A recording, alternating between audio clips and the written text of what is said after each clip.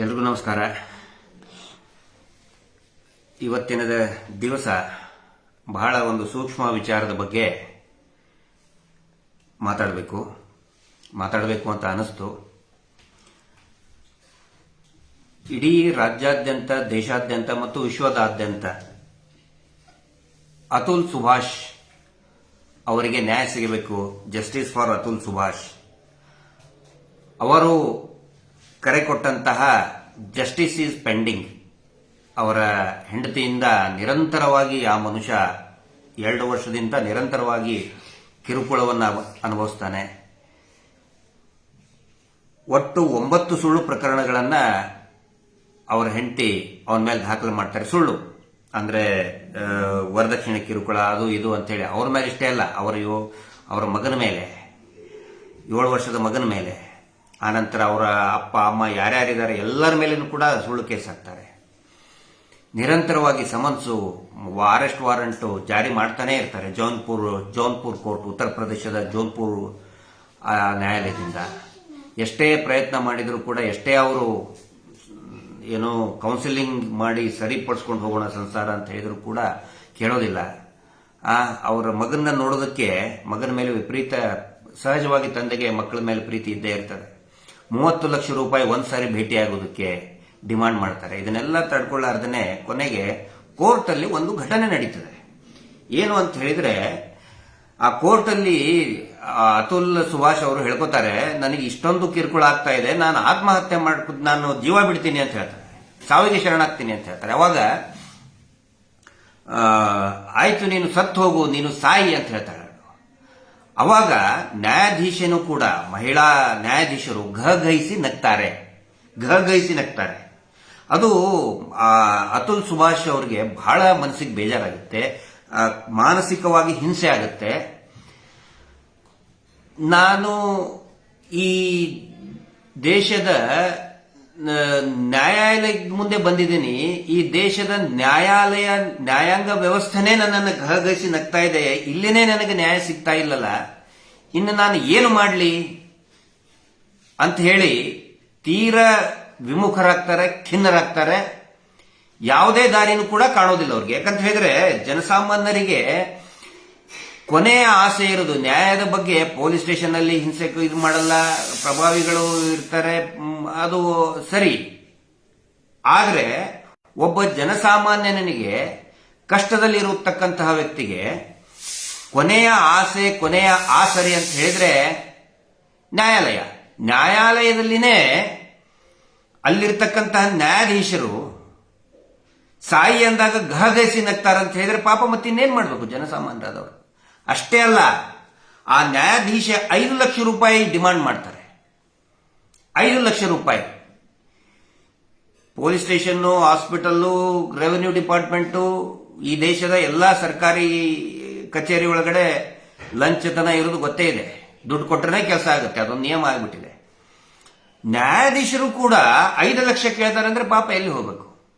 ಹೀಗಾಗಿ 70 ನಿಮಿಷದ ತಮ್ಮ ಕೊನೆಯ ಹೇಳಿಕೆಯನ್ನ ಅದರಲ್ಲಿ ಬಹಳ ಸ್ಪಷ್ಟವಾಗಿ ಹೇಳಿದ್ದಾರೆ. ಈ ದೇಶದ ನ್ಯಾಯಾಂಗ ವ್ಯವಸ್ಥೆಯ ಬಗ್ಗೆ ಸ್ಪಷ್ಟವಾಗಿ ಹೇಳಿದ್ದಾರೆ, ಬೇಸರ ವ್ಯಕ್ತಪಡಿಸಿದ್ದಾರೆ. ಹಿಂಗಾಗಿ ಅವರ ಸಾವಿನ ನಂತರ ಇಡೀ ದೇಶ ಜಾಗೃತ ಆಗಿದೆ ಇವತ್ತು ನ್ಯಾಯಾಂಗ ವ್ಯವಸ್ಥೆಯ ವಿರುದ್ಧ.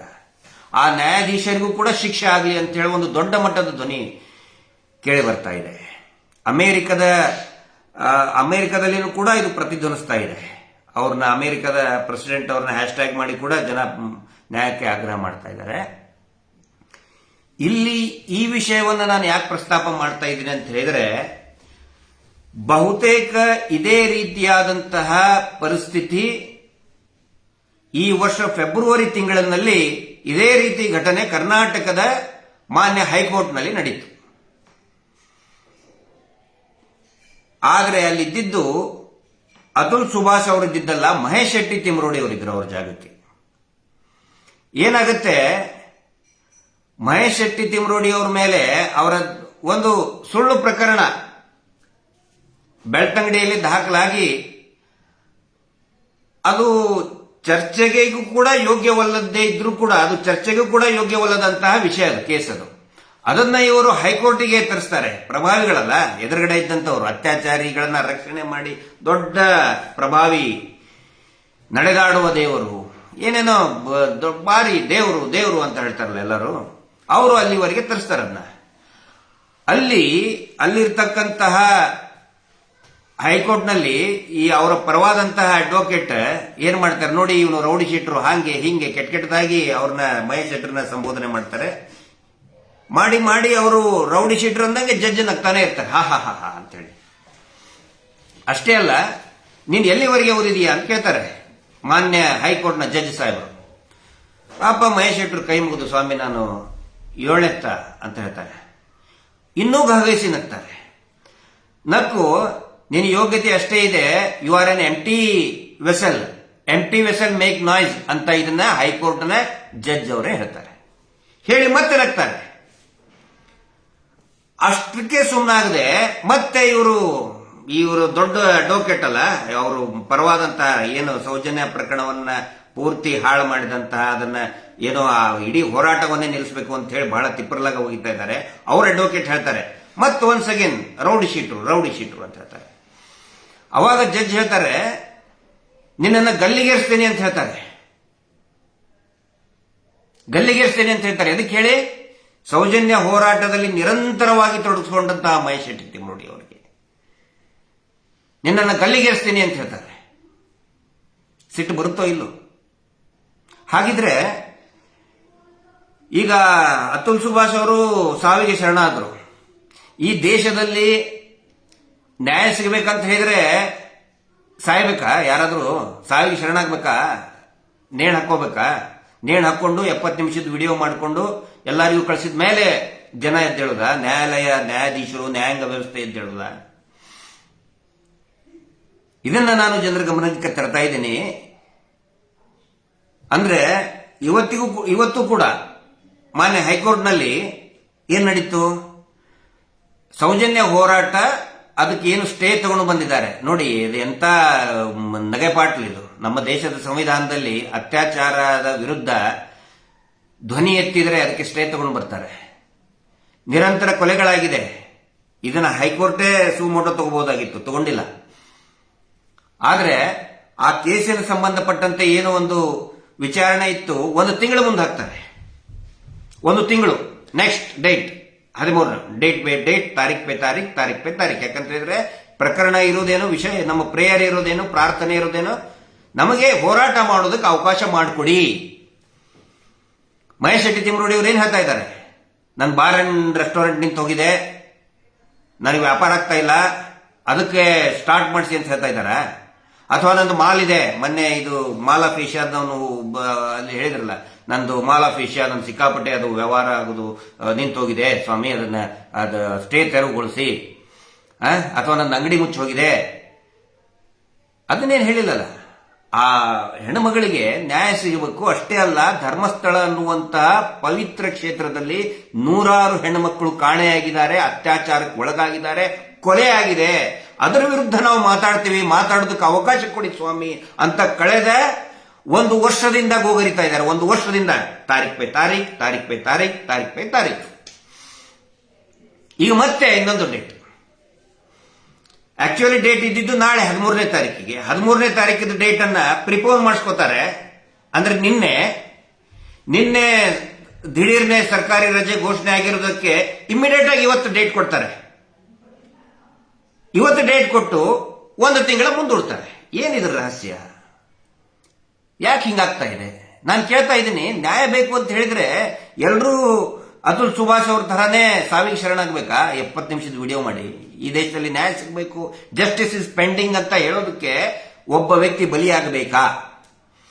ಇದು ನನ್ನ ಪ್ರಶ್ನೆ. ಎಲ್ಲರೂ ಕೂಡ ಇದನ್ನು ವಿಚಾರ ಮಾಡಿ. ಇದು ಒಂದೇ ಅಲ್ಲ, ನಾನು ಈ ಸೌಜನ್ಯ ಪ್ರಕರಣದಲ್ಲಿ ಏನೇನಾಗ್ತಾ ಇದೆ ಅನ್ನೋದನ್ನ ಕಾನೂನಲ್ಲಿ ಎಲ್ಲವನ್ನೂ ವಿವರಿಸಿ ಹೇಳ್ತಾ ಇದ್ದೀನಿ. ಯಾಕಂತ ಹೇಳಿದ್ರೆ ನಾವು ಯಾವುದನ್ನು ಕೂಡ ಮುಚ್ಚಿಟ್ಕೊಳ್ತಾ ಇಲ್ಲ. ಪಾರದರ್ಶಕವಾಗಿ ಎಲ್ಲವೂ ಕೂಡ ಜನರ ಮುಂದೆ ಇಡ್ತಾ ಇದ್ದೀವಿ. ಇದೊಂದು ಜನರ ಹೋರಾಟ, ಜನಸಾಮಾನ್ಯರ ಹೋರಾಟ. ಇದು ಎಲ್ಲವನ್ನು ಕೂಡ ತೆರೆದಿಡ್ತಾ ಇದ್ದೀನಿ. ಏನೇನು ನಡೀತಾ ಇದೆ? ಮೊನ್ನೆ ಮತ್ತೆ ಸೌಜನ್ಯಳ ಪೋಸ್ಟರ್ ಹಾಕೋಬಾರ್ದು ಅಂತ ಹೇಳಿ ಇವರೊಂದು ಪೋಸ್ಟರ್ ತಂದಿದ್ದಾರೆ. ಪ್ರಕರಣ ಪ್ರಕರಣ ಆದ ತಕ್ಷಣನೇ ದೊಡ್ಡ ಮಟ್ಟದ ಪ್ರತಿಭಟನೆ ಆಗ್ಬೇಕಾದ್ರೆ ಇವ್ರು ಏನಂತ ಹೇಳಿದ್ರು, ಧರ್ಮೋದ್ಯಮಿಗಳು ನಡೆದಾಡುವ ಟಾಕಿಂಗ್ ಅಂಡ್ ಏನದು ವಾಕಿಂಗ್ ದೇವರು ಅಂತ ಹೇಳ್ತಾರಲ್ಲ, ಏನಂತ ಹೇಳಿದ್ರು ಅವರು, ನಾನೇ ಹೇಳಿದ್ದೆ ಹೋಮ್ ಮಿನಿಸ್ಟರ್ಗೆ ಹೇಳಿ ತನಿಖೆ ಮಾಡಿಸೋದಕ್ಕೆ, ಮತ್ತೆ ಈಗ ನೀವು ಸೌಜನ್ಯ ಪೋಸ್ಟರೇ ಹಾಕೋಬಾರ್ದು ಅಂತ ಹೇಳಿ ಯಾಕಪ್ಪ ನೀವು ಆದೇಶ ತಗೊಂಡು ಬರ್ತಾ ಇದ್ದೀರಿ? ಅದು ಹೈಕೋರ್ಟ್ ಆರ್ಡರ್ ಆಗಿದೆ, ಯಾರು ಕೂಡ ಏನೋ ಪೋಸ್ಟರ್ ಹಾಕ್ಬೇಕಂದ್ರೆ ಪರ್ಮಿಷನ್ ತಗೋಬೇಕು. That is high court supreme court order ಮೇಲೆ ಮಾಡಿದ್ದಾರೆ, ಪರ್ಮಿಷನ್ ತಗೊಂಡು ಹಾಕೋಬಹುದು ಅಂತಿದೆ. ಆದ್ರೆ ಅದನ್ನೂ ಮಾಡಬಾರದು ಅಂತ ಹೇಳಿ ನೀವು ಹೇಳಿದಿರಿ. ಆದ್ರೆ ವಿತ್ ಪರ್ಮಿಷನ್ ಸೌಜನ್ಯ ಪೋಸ್ಟರ್ ಹಾಕೋದಕ್ಕೆ, ಫೋಟೋ ಹಾಕೋದಕ್ಕೆ ಅನುಮತಿ ಇದೆ. ಆದ್ರೆ ನೀವೇನು ಮಿಸ್ಲೀಡ್ ಮಾಡ್ತಾ ಇದ್ದೀರಿ?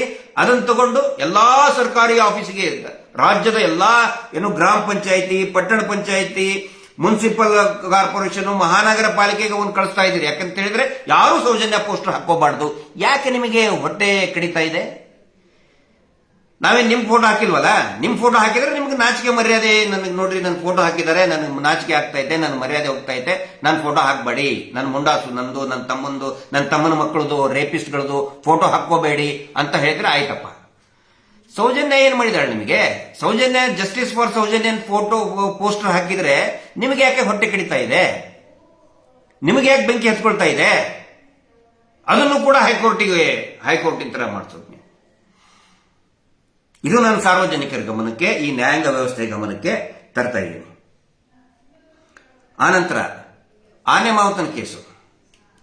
ಆನೆ ಮಾವುತನ ಕೇಸ್ ಪ್ರಕರಣ ಹೈಕೋರ್ಟ್ ಅಲ್ಲಿ ಬಂದು 3 ತಿಂಗಳಾಯ್ತು. ಇವತ್ತಿನವರೆಗೂ ಕೂಡ ನೀವು ಸರಿಯಾಗಿ ಡೇಟ್ ಕೊಡ್ತಾ ಇಲ್ಲ ಮಾನ್ಯ ಹೈಕೋರ್ಟ್. ಯಾಕೆ? ನಮ್ಗೆ ಸಂಶಯ ಬರಲ್ವಾ? ಬರ್ತ ತಾನೆ? 3 ತಿಂಗಳಾಯ್ತು. ದಸರಾ ವೆಕೇಶನ್ ಆದ ತಕ್ಷಣನೇ ಕೊಡ್ತೀವಿ ಅಂತ ಹೇಳಿದ್ರು. ದಸರಾ ವೆಕೇಶನ್ ಆಗಿ, ದೀಪಾವಳಿ ವೆಕೇಶನ್ ಆಗಿ, ಈಗ ಮತ್ತೆ new year vacation, December vacation, Christmas vacation ಬಂತು. ಸಂಶಯ ಬರಲ್ವಾ ನಮಗೆ? ಆನೆ ಮಾವುತನ ಡಬಲ್ ಮರ್ಡರ್ ಕೇಸ್ನಲ್ಲಿ ಯಾರದಿದೆ? ಇದೇ ಅಣ್ಣ ತಮ್ಮಂದರು, ಏನು ಧರ್ಮೋದ್ಯಮಿಗಳು, ದೇವರು, ಧರ್ಮಸ್ಥಳದ ದೇವರು, ಸುಪ್ರೀಂ ವೆರಿ ಪವರ್ಫುಲ್ ಅಂತ ಇರ್ತಾರಲ್ಲ, ಅವರು ಅವರ ತಮ್ಮನ ಹೆಸರೇ ಇರುವುದು. ಅದರ ಬಗ್ಗೆ ಮರು ತನಿಖೆ ಮಾಡಿ, ಅಂದ್ರೆ ಸಿ ರಿಪೋರ್ಟ್ ಇದ್ದದ್ದನ್ನ ರೀಇನ್ವೆಸ್ಟಿಗೇಷನ್ ಮಾಡಿ ಅಂತ ಹೇಳಿದ್ದನ್ನ ಟೈಮ್ ಕೊಡ್ತಾನೆ ಇದೆ. ಯಾಕೆ ಆನೆ ಮಾವುತನ ಮಗ 70 ನಿಮಿಷದ ವಿಡಿಯೋ ಮಾಡಿ ಸಾವಿಗೆ ಶರಣಾಗ್ಬೇಕಾ? ಆತ್ಮಹತ್ಯೆ ನೇಣು ಹಾಕೋಬೇಕಾ? ನನ್ನ ತಂದೆ ಮತ್ತೆ ನನ್ನ ಚಿಕ್ಕಮ್ಮ ಬರ್ಬರವಾಗಿ ಹತ್ಯೆಯಾಗಿ 12 ವರ್ಷ ಆಯಿತು, justice is pending, Atul Subhash ಅವರು ಬರ್ದಂಗೆ ಮಾಡ್ಬೇಕಾ? ಅವಾಗಲೇ ಎಚ್ಚೆತ್ಕೊಳ್ತೀರಾ ನೀವು? ಇದನ್ನ ನಾನು ಕೇಳ್ತಾ ಇದ್ದೀನಿ. ಆನಂತರ ಬಹಳ ಗಂಭೀರ ಮತ್ತು ಸೂಕ್ಷ್ಮವಾಗಿ ಇದು ಕೂಡ ಏನಂತ ಹೇಳಿದ್ರೆ, ಮೊನ್ನೆ ನಾನು ಕಳೆದ ಒಂದು 4-5 ದಿನದ ಹಿಂದೆ ಇವರು ಪೊಲೀಸ್ ಸ್ಟೇಷನ್ಗೆ ಕಿಟ್ ಕೊಡ್ತಾ ಇದ್ದಾರೆ. ರಾಜ್ಯದ ಎಲ್ಲಾ ಪೊಲೀಸ್ ಸ್ಟೇಷನ್ಗೆ ಪೊಲೀಸರ ಮನವೊಲಿಸೋದಕ್ಕೆ ಲಂಚದ ರೂಪದಲ್ಲಿ, ಮತ್ತೆ ಪತ್ರಕರ್ತರಿಗೂ ಕೂಡ ಕಿಟ್ ಕೊಡ್ತಾ ಇದ್ದಾರೆ ಅಂತ ಹೇಳಿದ್ದೆ. ಸಾಕಷ್ಟು ಪತ್ರಿಕೆಯಲ್ಲಿ ಕೂಡ ಅಂದ್ರೆ ಅವರು ಕಿಟ್ ಹಂಚೋದನ್ನ ಬಂದಿದೆ. ನಾವು ಮಾತಾಡಿದ್ದಲ್ಲ, ನಾವು ಮಾತಾಡಿದ್ ಬರಲ್ಲ ಪೇಪರಲ್ಲಿ. ಇವರು ಮೊನ್ನೆ ಕರ್ನಾಟಕದ ಹೈಕೋರ್ಟ್ನಲ್ಲಿ ಹೈಕೋರ್ಟಿನ ನ್ಯಾಯಾಧೀಶರಿಗೆ ಆಯುಷ್ ಮತ್ತು ಇವರ ಬಡ್ಡಿ ದಂಧೆ ಇದೆಯಲ್ಲ, ಮೀಟರ್ ಬಡ್ಡಿ ದಂಧೆ ಇದೆಯಲ್ಲ, ಮೀಟರ್ ಬಡ್ಡಿ ಕಮಿಷನ್ ದಂಧೆ, ಕಮಿಷನ್ ಟ್ರಸ್ಟ್ ಇದೆಯಲ್ಲ, ಅದರ ವತಿಯಿಂದ ಹೈಕೋರ್ಟ್ನ ನ್ಯಾಯಾಧೀಶರಿಗೆ ಮೆಡಿಕಲ್ ಚೆಕಪ್. ಏನಿದ್ರ ಅರ್ಥ? ಅಲ್ಲರಿ, ಅವ್ರ ಮೇಲೆ ಆ ಮೀಟರ್ ಬಡ್ಡಿ ಮಾಡೋ ದಂಧೆ ಸಂಘದ ಮೇಲೆ 334 ಪ್ರಕರಣಗಳಿದೆ. ಬೇರೆ ಬೇರೆ ಏನೋ ಲ್ಯಾಂಡ್ ಎನ್ಕ್ರೋಚ್ಮೆಂಟ್ ಇರಬಹುದು, ದಲಿತರ ಭೂಮಿ ವಶ ಮಾಡ್ಕೊಂಡಿರಬಹುದು, ಫ್ರಾಡ್ ಕೇಸ್ ಇರಬಹುದು, ವಿವಿಧ ರೀತಿಯಾದ ನಂತರ ಯಾವುದು DC ಎದುರುಗಡೆ, ಎಕ್ಸಿಕ್ಯೂಟಿವ್ ಮ್ಯಾಜಿಸ್ಟ್ರೇಟ್, ತಹಶೀಲ್ದಾರ್ ಎದುರುಗಡೆ, ಪುತ್ತೂರು AC ಅವರು ಇದರಲ್ಲಿ ಎಲ್ಲಾ ಪೆಂಡಿಂಗ್ ಇದೆ ಕೇಸು. ಆನಂತರ ಮೊನ್ನೆ ಇದು ಆನೆ ಮಾವುತನ ಪ್ರಕರಣದಲ್ಲಿ ಇದ್ದಿದ್ದು ಇವರೇ ಆರೋಪಿಗಳು, ಇವರ ಹೆಸರ ಮೇಲೇನೆ ಕಂಪ್ಲೇಂಟ್ ಬರೆದಿದ್ದಾರೆ. ಇಡೀ ರಾಜ್ಯದಲ್ಲಿ ನಿರಂತರವಾಗಿ ಆತ್ಮಹತ್ಯೆ ಮಾಡ್ಕೊತಾ ಇದ್ದಾರೆ. ಮೊನ್ನೆ ಒಂದು ಕೇಳಿದ್ರೆ ಮೈಯೆಲ್ಲ ಪೂರ್ತಿ ನಮ್ದು ಏನೋ ಬೆಂಕಿ ಆಗುತ್ತೆ. ಪಾಪ ಹೆಣ್ಮಗಳು ಹೇಳ್ತಾಳೆ, ಯಾವುದು ವಿಜಯನಗರ ಜಿಲ್ಲೆಯಲ್ಲಿ ಆಡು ಮಾರಿ, ಮೇಕೆಯನ್ನ ಮಾರಿ ಸಾಲ ಕಟ್ಟಿದೀವಿ ಸರ್, ಎತ್ತು ಮಾರಿ ಸಾಲ ಕಟ್ಟಿದೀವಿ ಸರ್, ಬಿಡ್ಲಿಲ್ಲ ಇವರು. ಮದುವೆ ಮಾಡ್ತೀವಿ ಅಂತ ಹೇಳಿದ್ರೆ ಮದುವೆಗೂ ಕೂಡ ಅಡ್ಡ ಬರ್ತೀವಿ, ಮದುವೆ ನಡಿಬೇಕಾದ್ರೆ ನಡು ಬಂದು ಜಗಳ ತೆಗಿತೀವಿ ಅಂತ ಹೇಳಿದ್ರಂತೆ ನೀಚರು ಇವರು, ಬಡ್ಡಿ ಸಂಘದವರು. ಧರ್ಮಸ್ಥಳದ ಹೆಸರಿನ ಬಡ್ಡಿ ಸಂಘದವರು ಎಷ್ಟು ಜನ ಆತ್ಮಹತ್ಯೆ ಮಾಡಿಕೊಂಡಿದ್ದಾರೆ. ಎಫ್ಐಆರ್ ಕೂಡ ಆಗಿದೆ. SKDRDP ಅವರ ಸಂಘದ ಮೇಲೆನೆ ಎಫ್ಐಆರ್ ಆಗಿದೆ. ಮಳವಳ್ಳಿಯಲ್ಲಿ ಆಯಿತು, ಶೃಂಗೇರಿಯಲ್ಲಿ ಆಗಿದೆ. ಇನ್ನೂ ಅನೇಕ ಕಡೆ ಆತ್ಮಹತ್ಯೆ ಮಾಡ್ಕೊಳ್ತಾನೆ ಇದ್ದಾರೆ. ರಾಜ್ಯದಲ್ಲಿ ಒಂದಿಲ್ಲ ಒಂದು ಕಡೆ ಪ್ರತಿಭಟನೆ ನಡೀತಾ ಇದೆ. ಆ ಸಂಘದ ಕಡೆಯಿಂದ ರಾಜ್ಯದ ಹೈಕೋರ್ಟ್ ನ್ಯಾಯಾಧೀಶರು ಮೆಡಿಕಲ್ ಚೆಕಪ್ ಮಾಡಿಸ್ಕೊತಾರೆ. ಏನಿದ್ರ ಅರ್ಥ? ಪ್ರಶ್ನೆ ಮಾಡಬಾರ್ದ? ನಾನು ನ್ಯಾಯಾಂಗ ವ್ಯವಸ್ಥೆಯಿಂದ ಉಂಟಾಗ್ತಾ ಇರುವಂತಹ ಸಂಶಯಗಳನ್ನ ನಾನು ಎತ್ತಿ ಹಿಡಿತಾ ಇದ್ದೀನಿ. ಅದರ ಮೇಲೆ ನಾನು ಸಂಶಯ ವ್ಯಕ್ತಪಡಿಸ್ತಾ ಇದ್ದೀನಿ. ಅದು ನನ್ನ ಹಕ್ಕು. ಯಾಕಂದ್ರೆ ಈ ನ್ಯಾಯಾಂಗ ವ್ಯವಸ್ಥೆ ಏನು ಸಂವಿಧಾನಕ್ಕಿಂತ ದೊಡ್ಡದು ಏನಲ್ಲ.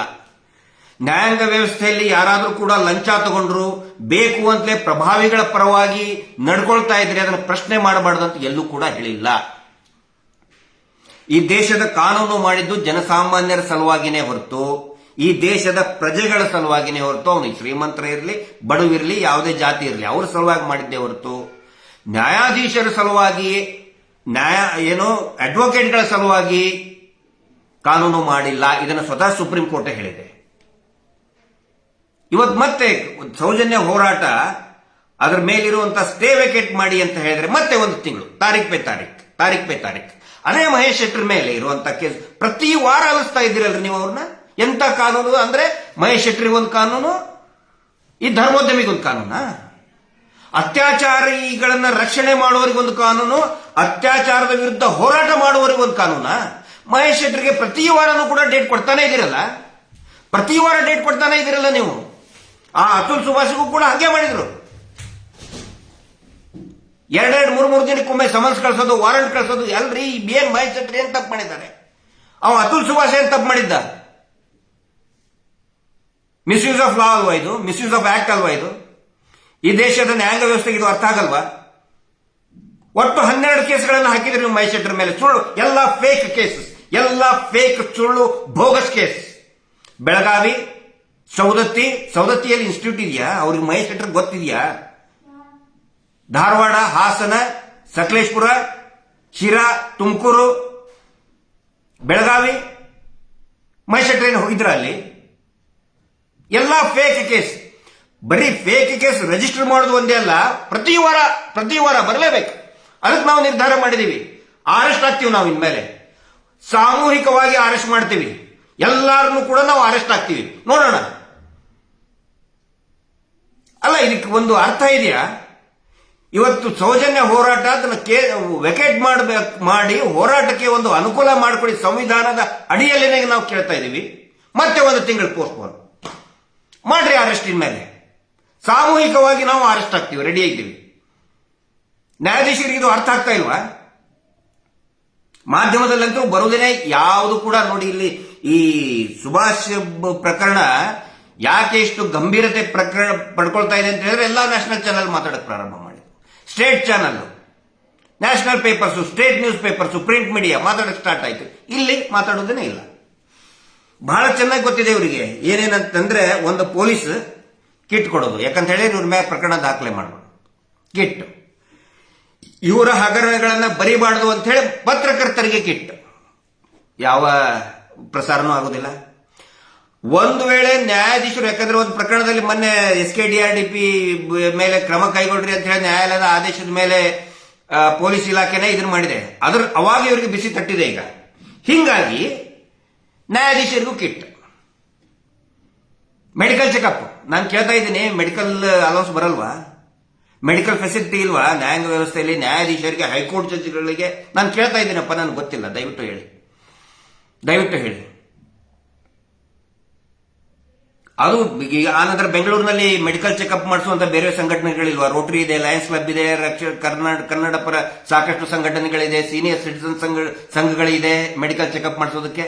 ಅದೆಲ್ಲ ಬಿಟ್ಟು ಮೀಟರ್ ಬಡ್ಡಿ ದಂಧೆ ಮಾಡುವಂತಹ ಒಂದು ಸಂಘಕ್ಕೆ ನೀವು ಎಂಟ್ರಿ ಹೇಗೆ ಕೊಟ್ರಿ ಅಂತ ಕೇಳ್ತಾ ಇದ್ದೀನಿ ನಾನು. ಹೈಕೋರ್ಟ್ನವರು ಹೇಗೆ ಎಂಟ್ರಿ ಕೊಟ್ರಿ? ನಾಳೆ ದಾವೂದ್ ಇಬ್ರಾಹಿಂನು ಮಾಡ್ತಾನ್ರಿ, ಕರ್ಕೊಂಡ್ಬಂದು ಮಾಡಿಸ್ಕೊತೀರಾ?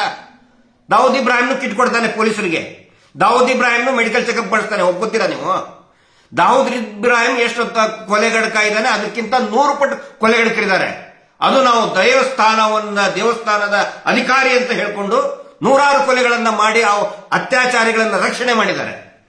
ಅವ್ರ ಕಡೆಯಿಂದ ನೀವು ಮೆಡಿಕಲ್ ಚೆಕಪ್ ಮಾಡಿಸ್ಕೊಂತೀರಲ್ಲ, ಪ್ರಶ್ನೆ ಮಾಡಬಾರ್ದ? ಕಂಟೆಂಪ್ಟ್ ಆಯ್ತು. ಈ ನಾನು ಏನ್ ಮಾತಾಡ್ತಾ ಇದ್ದೀನಲ್ಲ, ದಯವಿಟ್ಟು ಇದನ್ನ ನೀವು ಪೆನ್ ಡ್ರೈವ್ ಅಲ್ಲಿ ಹಾಕಿ ಎಲ್ಲಾ ನ್ಯಾಯಾಧೀಶರಿಗೂ ಕೊಡಿ. ಎಲ್ಲಾ ಈ ದೇಶದ ನ್ಯಾಯಾಂಗ ವ್ಯವಸ್ಥೆ, ರಾಜ್ಯದ ನ್ಯಾಯಾಂಗ ವ್ಯವಸ್ಥೆ ನೋಡ್ಲಿ ಅಂತಾನೆ ನಾನು ಈ ವಿಡಿಯೋನ ಮಾಡ್ತಾ ಇದ್ದೀನಿ. ದಯವಿಟ್ಟು ಪೆನ್ ಡ್ರೈವ್ ಮಾಡಿ, ಒಬ್ಬರಿಗಲ್ಲ ಎಲ್ಲರಿಗೂ ಕೂಡ ಹಂಚಿ ಪೆನ್ ಡ್ರೈವ್ ಮಾಡಿ. ದಯವಿಟ್ಟು ನನಗೆ ಉತ್ತರ ಕೊಡಿ. ಮೀಟರ್ ಬಡ್ಡಿ ನಡೆಸ್ತಾ ಇರುವಂತಹ, ನೂರಾರು ಆರೋಪ ಇರುವಂತಹ ಆ ಮೀಟರ್ ಬಡ್ಡಿ ದಂಧೆ, ಧರ್ಮಸ್ಥಳದ ಹೆಸರಿನಲ್ಲಿ ಮೀಟರ್ ಬಡ್ಡಿ ದಂಧೆ ಮಾಡಿ ನೂರಾರು ಜನ ಸಾಯ್ತು ಹೋಗಿದಾರಲ್ಲ, ಅವರ ಕಡೆಯಿಂದ ಮೆಡಿಕಲ್ ಚೆಕಪ್ ಕ್ಯಾಂಪ್ ಮಾಡಿಸುವಂತ ಅವಶ್ಯಕತೆ ಹೈಕೋರ್ಟ್ಗೆ ಏನಿತ್ತು? ಅವ್ರನ್ನ ಹೇಗೆ ಎಂಟ್ರಿ ಮಾಡ್ಕೊಂಡ್ರಿ? ಇದಕ್ಕೆ ದಯವಿಟ್ಟು ಉತ್ತರ ಕೊಡಬೇಕು ಎಲ್ಲರೂ. ಮತ್ತೆ ಯಾಕೆ ಹೆಂಗ್ ಬರ್ತಾರೆ ಹೇಳಿ? ಸತ್ತಂತವ್ರು ಎಲ್ಲಾ ಕಡೆ ಕಂಪ್ಲೇಂಟ್ ಆಗ್ತಾ ಇದೆ ಅವ್ರ ಮೇಲೆ, ಎಲ್ಲಾ ಪೊಲೀಸ್ ಸ್ಟೇಷನ್ ನಲ್ಲಿ ಕೂಡ ಕಂಪ್ಲೇಂಟ್ ಆಗ್ತಾ ಇದೆ. ನ್ಯಾಯಾಧೀಶರೇ ಅವ್ರ ಕಡೆಯಿಂದ ಮೆಡಿಕಲ್ ಚೆಕಪ್ ಮಾಡಿಸ್ಕೊಂಡ್ರೆ ನಿಮ್ಮ ಹತ್ರ ಯಾಕೆ ಬರಬೇಕು? ಹೆಂಗೆ, ಯಾವ ನಂಬಿಕೆ ಇಟ್ಕೊಂಡು ನ್ಯಾಯಾಲಯದಲ್ಲಿ ಹೆಜ್ಜೆ ಇಡಬೇಕು? ಪೆನ್ ಡ್ರೈವ್ ಮಾಡಿ, ಬೇಕಾದ್ರೆ ಕೇಸ್ ಹಾಕ್ರಿ, ನನ್ನ ಮೇಲೆ ನನ್ನನ್ನು ಅರೆಸ್ಟ್ ಮಾಡಿ. ಕಂಟೆಂಪ್ಟ್ ಅಂತ ಹೇಳಿ ನಾನು ಕಂಟೆಂಪ್ಟ್ ಮಾಡ್ತಾ ಇಲ್ಲ. ಯಾವಾಗ ನ್ಯಾಯಾಧೀಶರು ನಮ್ಮ ಅನೇಕ ವಿಡಿಯೋಗಳನ್ನು ನಾವೇ ವೈರಲ್ ಮಾಡ್ತಾ ಇರ್ತೀವಿ. ಒಳ್ಳೊಳ್ಳೆ ನ್ಯಾಯಾಧೀಶರು ಒಳ್ಳೊಳ್ಳೆ ತೀರ್ಪುಗಳನ್ನು ಕೊಟ್ಟಾಗ, ಒಬ್ಬ ಮಹಿಳಾ ನ್ಯಾಯಾಧೀಶರು ವರದಕ್ಷಿಣೆ, ಫೇಕ್ ವರದಕ್ಷಿಣೆ ಕಿರುಕುಳ ಅಥವಾ ಮತ್ತೆ ಕಂಪೆನ್ಸೇಷನ್ ತಿಂಗಳಿಗೆ 6 ಲಕ್ಷ ಕೊಡಬೇಕಂದ್ರೆ ಬಹಳ ಚೆನ್ನಾಗಿ ಮಾತಾಡಿದ್ದಾರೆ. ನಾವು ವೈರಲ್ ಮಾಡ್ತಿರ್ತೀವಿ, ನಮ್ಗೆ ಅಭಿಮಾನ ಇದೆ. ಈ ದೇಶದ ಜನಸಾಮಾನ್ಯರು ಪೊಲೀಸರನ್ನ, ನ್ಯಾಯವಾದಿಗಳನ್ನ ಮತ್ತು ನ್ಯಾಯಾಧೀಶರನ್ನ ದೇವರು ಅಂತ ತಿಳ್ಕೊತಾರೆ. ನಾವು ಕೂಡ ಹಾಗೆ ತಿಳ್ಕೊಂಡಿದ್ದೀವಿ. ದೇವರು ಸಮಾನ ಅಲ್ಲ, ದೇವರೇ. ಆದ್ರೆ ಆ ದೇವರಿಂದ ನ್ಯಾಯ ವಿಳಂಬ ಆದಾಗ ನಾವು ಯಾರ ವಿರುದ್ಧ ಮಾತಾಡಬೇಕು? ನ್ಯಾಯ ಯಾರಿಗೆ ಕೇಳಬೇಕು ನಾವು? ಮಹೇಶ್ ಶೆಟ್ಟಿ ತಿಮ್ಮರೋಡಿ ಏನೋ 70 ನಿಮಿಷದ ವಿಡಿಯೋ ಮಾಡಿ ಈ ಸಾವಿಗೆ ಶರಣಾಗುವಂತ ಮನುಷ್ಯ ಅಲ್ಲ. ಎಲ್ಲರನ್ನೂ ಕೂಡ ಪ್ರಶ್ನೆ ಮಾಡ್ತಾರೆ, ತಿರುಗಿ ಬೀಳ್ತಾರೆ ಅವರು. ಅಣ್ಣಪ್ಪ ಸ್ವಾಮಿನ ದಿಗ್ಬಂಧನ ಮಾಡಿಟ್ಟು ಏನ್ ಮಾಡೋದು, ಏನೇನೋ ನೀವು ಒಳಗಡೆ ತಂತ್ರ ಮಾಡ್ತಾ ಇದ್ದೀರಿ, ಅದು ನಿಮಗೆ ಗೊತ್ತು. ಅಲ್ಲಿರುವಂತಹ ತುಳುನಾಡಿನ ಇವರಿಗೆ ಎಕ್ಸ್ಪರ್ಟ್ಗಳಿಗೆ ಗೊತ್ತು, ನಮ್ಗೆ ಸಬ್ಜೆಕ್ಟ್ ಗೊತ್ತಿಲ್ಲ. ಆದ್ರೆ ಹೇಳ್ತಾರೆ ದಿಗ್ಬಂಧನ ಮಾಡಿಟ್ಟಿದ್ದಾರೆ. ಆದ್ರೆ ಅದೇ ಅಣ್ಣಪ್ಪ ಸ್ವಾಮಿ ಮಹೇಶ್ ಶೆಟ್ಟಿ ತಿಮ್ಮರೋಡಿ ಅವರ ರೂಪದಲ್ಲಿ, ಜನರ ರೂಪದಲ್ಲಿ ಇವತ್ತು ಎದ್ದು ನಿಂತಿದ್ದಾನೆ. ಇದನ್ನ ಈ ಧರ್ಮೋದ್ಯಮಿಗಳು ಅರ್ಥ ಮಾಡ್ಕೋಬೇಕು.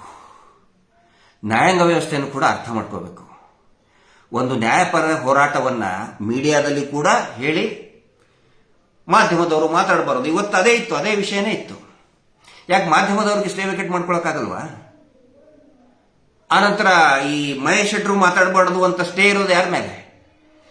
ಸ್ಟೇ ಇರೋದು ಸೀನಿಯರ್ ಆಫೀಸರ್ಸ್ ಮೇಲೆ. ಯಾಕೆ ಸೀನಿಯರ್ ಆಫೀಸರ್ಸ್ ಸ್ಟೇ ವಿಕೆಟ್ ಮಾಡ್ಕೊಳಕ್ಕಾಗಲ್ವಾ? ಯಾಕೆ ಎಲ್ಲರೂ ಸೇರಿ ನಾಟಕ ಆಡ್ತಾ ಇದ್ದಾರೆ? ಸೌಜನ್ಯ ಅಂತಂದ್ರೆ ಯಾಕೆ ಇಷ್ಟೊಂದು ಭಯ ಬೀಳ್ತಾ ಇದೆ ಎಲ್ರಿಗೂ? ಸೌಜನ್ಯ ಹೋರಾಟ ಅಂದ್ರೆ ಯಾಕೆ ನಡ್ಕ ಶುರು ಆಗ್ತಾ ಇದೆ? ಇದು ಜನಸಾಮಾನ್ಯರ ಗಮನಕ್ಕೆ, ನ್ಯಾಯಾಂಗ ವ್ಯವಸ್ಥೆ ಗಮನಕ್ಕೆ ನಾನು ತರ್ತಾ ಇದ್ದೀನಿ. ನಾವು ಇಲ್ಲಿ ನಿಂದನೆ ಮಾಡೋದಲ್ಲ. ಅಗಳು ಹೇಳಿದ್ನಲ್ಲ, ಗಲ್ಲಿಗೇರ್ತೀನಿ ಅಂತ ಹೇಳಿದಂತ ಜಡ್ಜ್ ಸಾಹೇಬರು ಯಾರು ಗೊತ್ತಾ? ಅದನ್ನ ನಾನು ಹೇಳೋದು ಮರೆತಿದ್ದೆ. ಯಾವ ಜಡ್ಜ್ ಸಾಹೇಬರು ಅಂತ ಹೇಳಿದ್ರೆ, ಸೌಜನ್ಯ ಸಾಮೂಹಿಕ ಅತ್ಯಾಚಾರ ಮತ್ತು ಕೊಲೆ ಪ್ರಕರಣದಲ್ಲಿ ನೈಜ 3 ಜನ ಆರೋಪಿತರು, ನಿಜವಾಗಲೂ ಕೂಡ ಆರೋಪಿತರು, ಅವ್ರ ಮೇಲೆ ತನಿಖೆನೇ ಮಾಡಬಾರದು ಅಂತ ಆದೇಶ ಮಾಡಿದಂತಹ ಯಾವ ನ್ಯಾಯಾಧೀಶರು, ಅದೇ ನ್ಯಾಯಾಧೀಶರು ಮಹೇಶ್ ಶೆಟ್ಟಿ ತಿಮ್ಮರೋಡಿ ಅವ್ರನ್ನ ಕರೆದು ನಿನ್ನನ್ನು ಗಲ್ಲಿಗೇರಿಸ್ತೇನೆ ಅಂತ ಹೇಳ್ತಾರೆ. ಹೆಂಗ ನಂಬೇಕು ನಾವು ನ್ಯಾಯಾಂಗ ವ್ಯವಸ್ಥೆಯನ್ನ? ಯಾರಿಗೆ ಕೇಳಬೇಕು ನಾವು ನ್ಯಾಯವನ್ನ? ಸಂಶಯ ಬರುತ್ತೆ ತಾನೆ? ನಾನು ಸಂಶಯ ವ್ಯಕ್ತಪಡಿಸ್ತಾ ಇದ್ದೀನಿ ಸ್ವಾಮಿ, ಸಂಶಯ ವ್ಯಕ್ತಪಡಿಸ್ತಾ ಇದ್ದೀನಿ ನಾನು. ಯಾವ ಒಬ್ಬ ನ್ಯಾಯಾಧೀಶರು ಸೌಜನ್ಯದ ನಿಜವಾದ ಆರೋಪಿಗಳನ್ನ ತನಿಖೆ ಮಾಡಬಾರ್ದು ಅಂತ ಆದೇಶ ಮಾಡಿದಂತವರು ಮಹೇಶ್ ಶೆಟ್ಟರ್ಗೆ ಗಲ್ಲಿಗೇರಿಸ್ತೀನಿ, ನೀನು ಏನೋ uneducated fellow, empty vessel makes noise ಅಂತ ಹೇಳಿ ಗಹಗಹಿಸಿ ನಿಗ್ತಾರೆ ಅಂತ ಹೇಳಿದ್ರೆ ಅವ್ರ ಮೇಲೆ ನಮ್ಗೆ ಸಂಶಯ ಬರ್ಬೇಕು ಬೇಡ? ಅದನ್ನ ನಾವು ಪ್ರಶ್ನೆ ಮಾಡ್ತೀವಿ ಇಂಡಿವಿಜುವಲ್. ಆಮೇಲೆ ನಮ್ಗೆ ಹೇಳಿದ್ರು ಬೇಡ, ಅದನ್ನ ಏನು ಹೈಕೋರ್ಟ್ ರಿಜಿಸ್ಟ್ರಿ ಆಫೀಸ್ನಲ್ಲಿ ನಾನೇ ಹಾಕಿದ್ದೆ ಅದನ್ನ, ನಾನು ಅದರದ್ದು ವಿಡಿಯೋ ಕೊಡಿ ಅಂತೇಳಿ ಕೊಡ್ಲಿಲ್ಲ ನಮಗೆ. ಅದನ್ನ ಮತ್ತೆ ನೆಕ್ಸ್ಟ್ ಕೋರ್ಟ್ ಅಲ್ಲಿ ನನ್ನ ಮೇಲೆ ಆರೋಪ ಮಾಡ್ತಾನೆ. ಅವರು ಒಬ್ಬವನಿದ್ದಾನೆ, ಅವರು ಭಯಂಕರ ಈ ಏನೋ ಮಾಸ್ಟರ್ ಮೈಂಡ್, ಕ್ರಿಮಿನಲ್ ಮೈಂಡ್. ಅವ್ನು ಹೇಳ್ತಾನೆ, ಯಾರೋ ಒಬ್ಬನ police officer, I don't know whether ಈ ಸಸ್ಪೆಂಡೆಡ್ ಆರ್ ಹಿ ರಿಸೈನ್ ಅಂತ. ನಾನು ನಿನ್ನ ಅಡ್ರೆಸ್ ಕೊಡು, ನಾನು ಕಳಿಸ್ತೇನೆ ಪೊಲೀಸ್ ಇಲಾಖೆ ಅಂತ. ನಾನು ರಿಸೈನ್ ಮಾಡಿದ್ದೀನೋ ಇಲ್ಲೋ ಅಂತ ನಿನ್ನ ಮನೆಗೆ ಕಳಿಸ್ತೇನೆ. ನಾನು ರಿಸಿಗ್ನೇಷನ್ ಅಕ್ಸೆಪ್ಟ್ ಆಗಿದೆಯೋ ಇಲ್ಲ ಅಂತ ನಿನ್ನ ಮನೆಗೆ ಕಳಿಸ್ತೀನಿ. ನಾವು ವಿಡಿಯೋ ಕೇಳಿದ್ವಿ, ಅದನ್ನ ಹೈಕೋರ್ಟ್ನಲ್ಲಿರೋ ವಿಡಿಯೋ ಕೇಳಿದ್ವಿ. ಅವಾಗ ನಮಗೂ ಕೂಡ ಅಡ್ವೈಸ್ ಮಾಡಿದ್ರು, ನೋಡಿ ಪರ್ಸನಲಿ ತಗೋಬೇಡಿ ಅಂತ ಹೇಳಿದ್ರೆ ನಾವು ಸುಮ್ಮನಾದ್ವಿ. ಆಯ್ತು, ನಮಗೆ ಜಡ್ಜಸ್ಗಳ ಮೇಲೆ ಪರ್ಸನಲ್ ದ್ವೇಷ ಇಲ್ಲ, ನ್ಯಾಯಾಧೀಶರ ಮೇಲೆ ಪರ್ಸನಲ್ ದ್ವೇಷ ಖಂಡಿತ ಇಲ್ಲ. ಆದರೆ ಮಹೇಶ್ ಶೆಟ್ಟರ್ ಮೇಲೆ ನಿರಂತರವಾಗಿ ಡೇಟ್ ಕೊಡ್ತಾನೆ ಇದ್ದೀವಿ. ಆದರೆ ಧರ್ಮೋದ್ಯಮಿಗಳ ವಿರುದ್ಧ ಕೇಸ್ ಇದಾವಲ್ಲ, ಆನೆ ಮಾವುತ ಕೇಸು, ಹೌದು, ಲಾಂಗ್ ಡೇಟ್ ಕೊಡ್ತಾನೆ ಇದ್ರಿ. ಮಹೇಶ್ ಶೆಟ್ಟರ್ ಮೇಲೆ ಪ್ರತಿ ವಾರ ಕೊಡ್ತಾ ಇದ್ರಿ ನೀವು. ಪ್ರತಿ ವಾರಕ್ಕೊಂದು ಸಮನ್ಸು ಇಲ್ಲ ಅಂತ ಹೇಳಿ SP ಅವ್ರಿಗೆ ಹೇಳಿ ಪೊಲೀಸರು ಮನೆಗೆ ಕಳಿಸ್ತೀರ. ಆದ್ರೆ ಇವ್ರ ಮೇಲೆ ಇದೆಯಲ್ಲ ಕೇಸು, ತಿಂಗಳ ಯಾಕಪ್ಪ ಪೋಸ್ಟ್ಪೋನ್ ಮಾಡ್ತಾ ಇದ್ರಿ? ಸಂಶಯ ಬರುತ್ತೆ ತಾನೆ. ಆ ಸಂಶಯವನ್ನು ಸಾರ್ವಜನಿಕವಾಗಿ ವ್ಯಕ್ತಪಡಿಸ್ತಾ ಇದ್ದೀನಿ. ಯಾಕಂತ ಹೇಳಿದ್ರೆ ಮಾಧ್ಯಮಗಳು ಈ ವಿಷಯ ಮಾತಾಡ್ತಾನೆ ಇಲ್ಲ.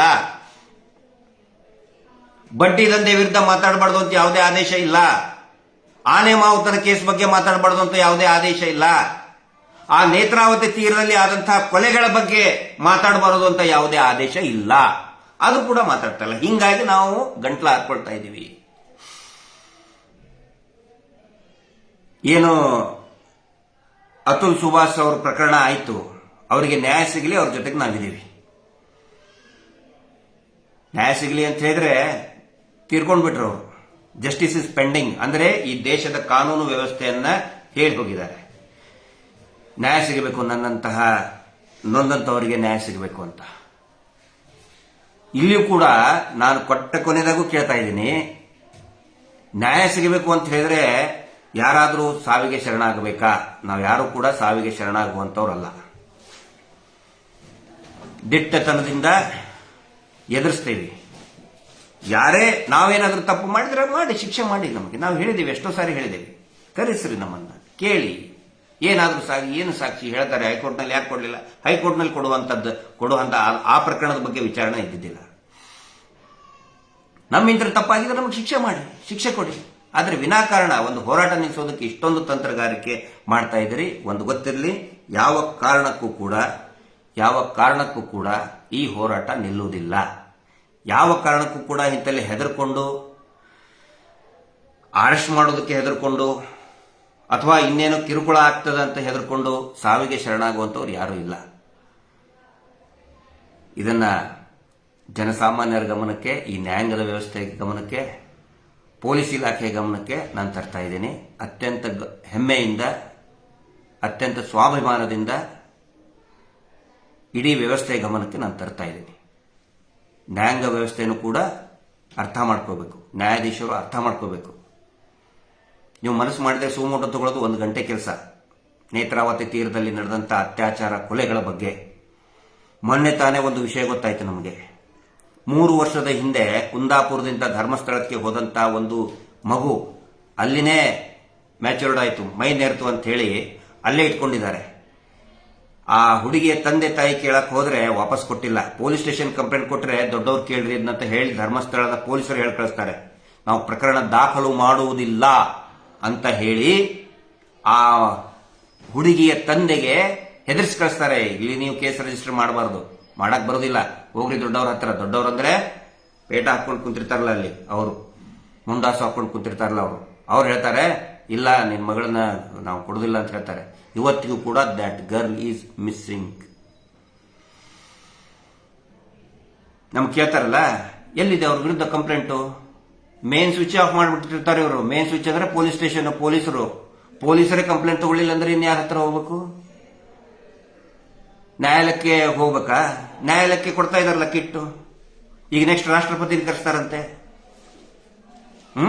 ರಾಷ್ಟ್ರಪತಿಗಳನ್ನ, ಯಾಕಂತ ಹೇಳಿದ್ರೆ ಪ್ರೆಸಿಡೆಂಟ್ ಆಫೀಸೇ ಅಲ್ವಾ ಇಡೀ ನ್ಯಾಯಾಧೀಶರದ ಪೋಸ್ಟಿಂಗು ಎಲ್ಲ ನೋಡ್ಕೊಳ್ಳೋದು, ಪ್ರಮೋಷನ್ ಪೋಸ್ಟಿಂಗು ಎಲ್ಲ ಇದನ್ನೇ ಆಗುತ್ತೆ, ಪ್ರೆಸಿಡೆಂಟ್ ಆಫೀಸೇ. ಈಗ ರಾಷ್ಟ್ರಪತಿಗಳನ್ನೇ ಕರೆಸೋರು, ಈಗ ಅನೌನ್ಸ್ ಮಾಡಿಬಿಟ್ಟಿದ್ದಾರೆ. ಹಿಂಗಾಗಿ ಯಾವ ನ್ಯಾಯಾಧೀಶರು ಕೂಡ ಬಿಡಪ್ಪ ನಮ್ಗೆ ಯಾಕೆ ಅಂತ ಸುಮ್ಮನೆ ಇರ್ತಾರೆ. ನ್ಯಾಯ ಯಾರಿಗೆ ಕೇಳಬೇಕು? ಇದಕ್ಕೆ ಉತ್ತರ ಕೊಡಿ. ಹೋರಾಟ ಯಾವತ್ತಿಗೂ ಕೂಡ ನಿಲ್ಲೋದಿಲ್ಲ.